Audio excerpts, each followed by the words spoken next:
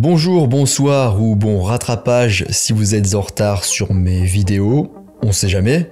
En composition, on parle souvent de la règle des tiers, on ne parle même que de ça, à croire qu'il n'existe pas d'autre moyen de composer ces photos.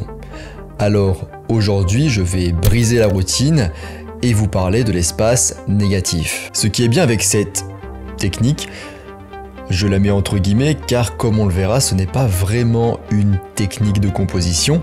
Donc ce qui est bien avec cette technique, c'est qu'elle donne un rendu original, frappant visuellement, et elle permet aussi de diriger le regard. Et ce qui est intéressant aussi, c'est que réfléchir à l'espace négatif, c'est aussi réfléchir à sa composition et à ce qu'est la composition. Alors dans cette vidéo, on va voir ensemble ce qu'est l'espace négatif, ce qu'est l'espace positif aussi, le rôle et l'impact de l'espace négatif dans une photo, comment composer avec, et enfin quelques conseils et astuces pour créer un espace négatif dans sa photo. Allez, c'est parti, en avant, Guingamp.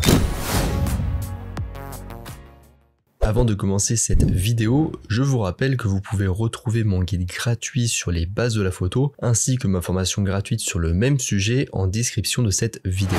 Je vous invite donc à aller récupérer ces ressources si ça vous intéresse. Et en description, vous avez aussi accès à la version article de cette vidéo. C'est une ressource très complète et détaillée pour ceux qui souhaiteraient creuser le sujet plus en profondeur. Qu'est-ce que l'espace négatif ? Pour couper court à tout suspense, l'espace positif est le sujet d'une photo et éventuellement quelques autres points d'intérêt secondaires. Et l'espace négatif est tout ce qui n'est pas le sujet, donc la zone autour du sujet. L'espace négatif concerne souvent des zones et des éléments de la scène qui sont sans détail, lisses, qui sont vides ou presque, ou d'une couleur unie. Autrement dit, il s'agit de la partie de la photo qui a le moins de poids visuel, c'est-à-dire qui n'attire pas beaucoup l'attention, voire pas du tout.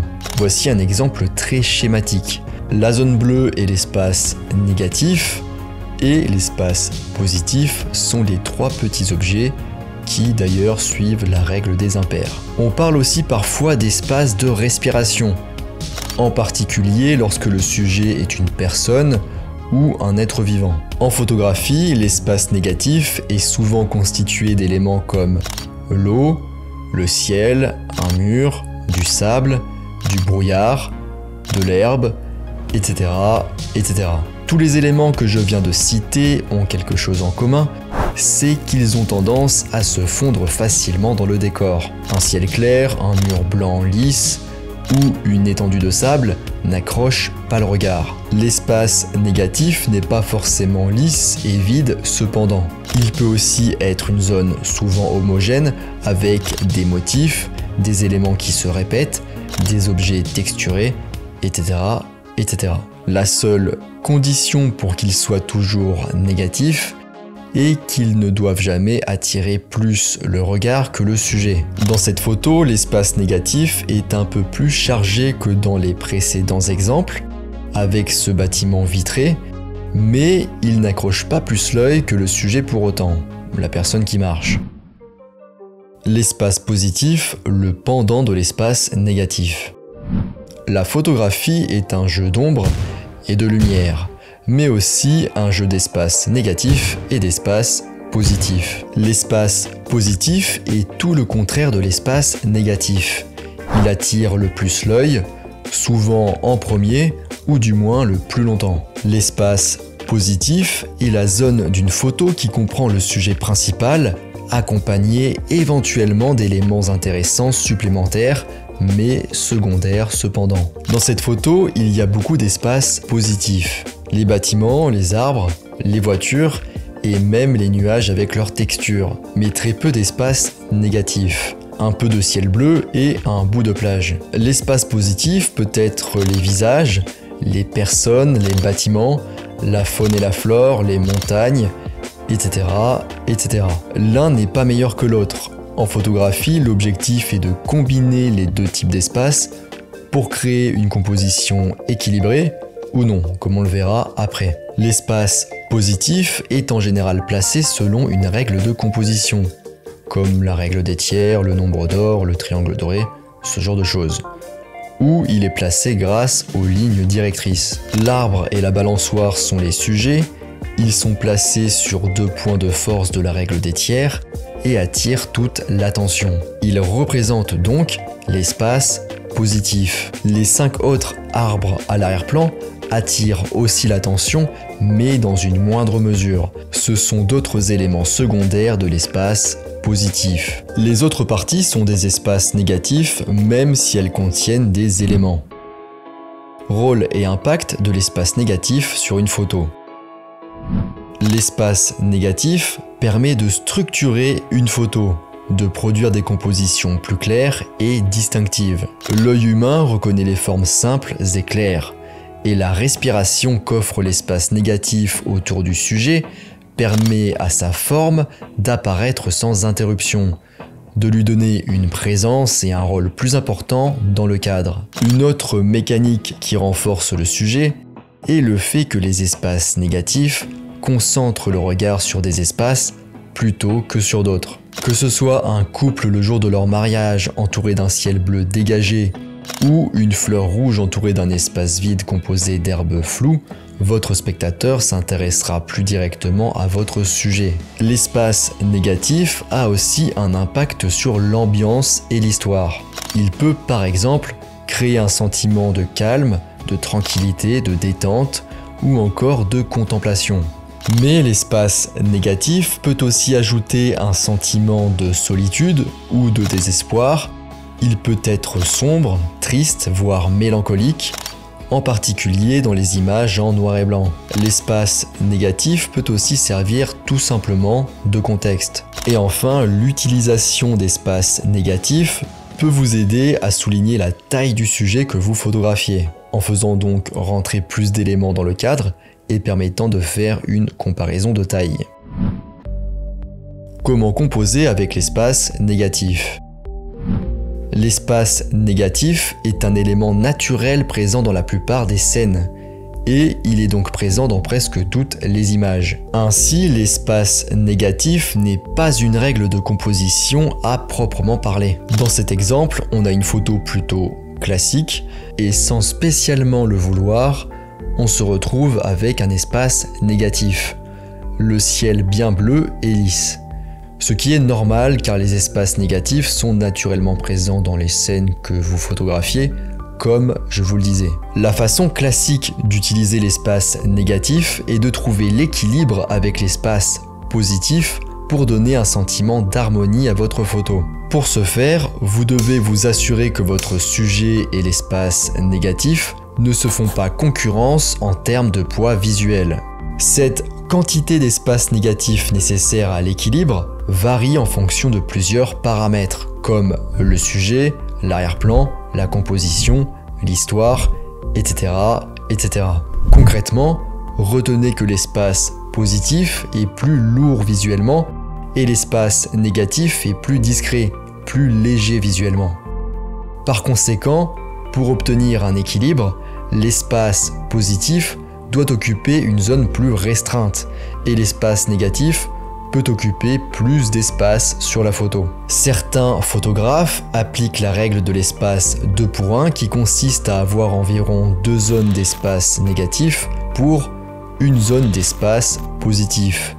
Donc en proportion 2 tiers d'espace négatif pour 1 tiers d'espace positif. C'est loin d'être une règle gravée dans le marbre, il s'agit plutôt d'un repère à garder à l'esprit. Mais vous pouvez aussi briser les règles. Dans certaines compositions, les espaces négatifs occupent la majorité de l'image. Donc ici, pas d'équilibre. D'une certaine manière, plus le sujet dans l'espace négatif est petit, plus il sera visible, plus il attirera l'attention. C'est un peu comme une petite tache d'encre sur une feuille bien blanche. En fin de compte, la proportion d'espace négatif utilisé dans une image peut varier d'un cliché à l'autre. Il n'y a pas de bonne ou de mauvaise façon d'utiliser l'espace négatif. Tout dépend de l'effet que vous essayez de créer, équilibre harmonieux ou déséquilibre, tension, emphase. et du sujet à compenser. Plus le sujet est lourd visuellement, plus l'espace négatif peut prendre de la place pour compenser. Certaines photos comportent beaucoup d'espace négatif et aucun élément distrayant, tandis que d'autres comportent beaucoup d'espace positif et plusieurs éléments différents sur lesquels se concentrer. Vous devez prendre chaque situation au cas par cas et trouver la meilleure façon d'utiliser l'espace négatif pour votre sujet. Conseils et astuces pour créer un espace négatif dans sa photo. Il peut être difficile de créer de l'espace négatif sur le terrain. Alors pour finir dans cette partie, on va voir divers conseils et astuces pour en ajouter. Conseil numéro 1, l'œil humain aime les formes géométriques simples et fortes.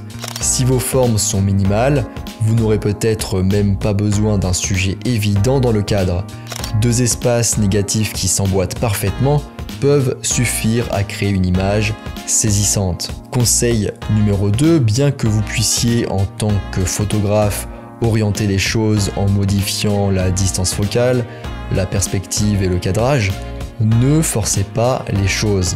Acceptez qu'une scène soit plutôt pleine d'espace négatif ou plutôt pleine d'espace positif. Par exemple, si c'est le début de la matinée, que le brouillard est bien installé et qu'il recouvre la plus grande partie de la scène, c'est l'occasion de faire des photos contenant beaucoup d'espace négatif. Conseil numéro 3, les motifs répétés ne sollicitent pas trop l'attention de l'observateur et peuvent donc faire office d'espace négatif. Conseil numéro 4, le ciel, avec son aspect généralement plat, constitue un excellent espace négatif naturel.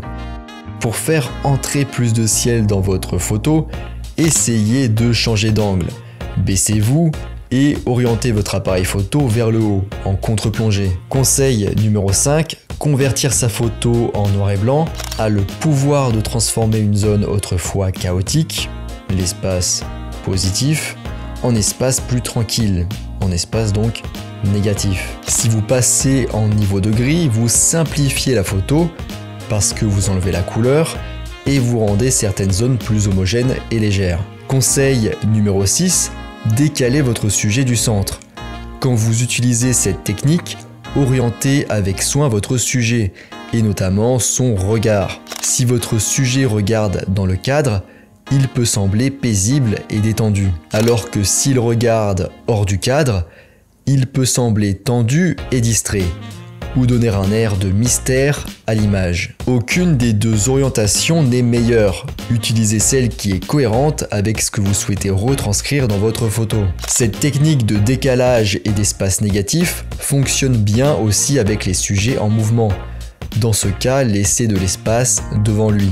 Conseil numéro 7, favorisez une faible profondeur de champ en utilisant un objectif plus long, en réglant une ouverture plus grande comme f1.8 ou en vous rapprochant du sujet. Au lieu d'être désordonné et distrayant, l'arrière-plan se transforme en une zone floue homogène permettant d'entourer le sujet d'un espace négatif. On arrive à la fin de cette vidéo sur l'espace négatif. Si vous avez 3 choses à retenir, c'est que de 1, l'espace négatif est un moyen de structurer une photo, d'attirer l'attention, de créer une harmonie ou une tension éventuellement, de simplifier vos photos et de les rendre plus impactantes.